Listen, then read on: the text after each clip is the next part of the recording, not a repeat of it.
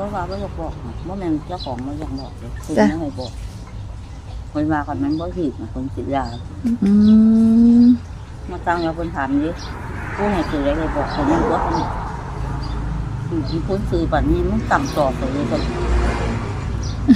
มันต่ำแล้วมันติดขึ้นมาต้องไปหาปูหาต่างอายุเป็นน้ำเบา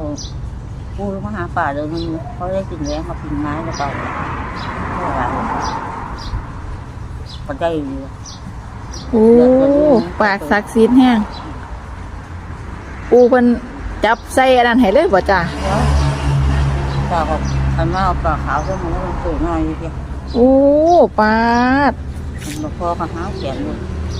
ขันไปนี่บอกปูโหลดไปหากินนะได้กลับมาเต็มอันเนี้ยเอาเพราะกินแล้วประมาณเลยจ้าไม่ได้เอาไป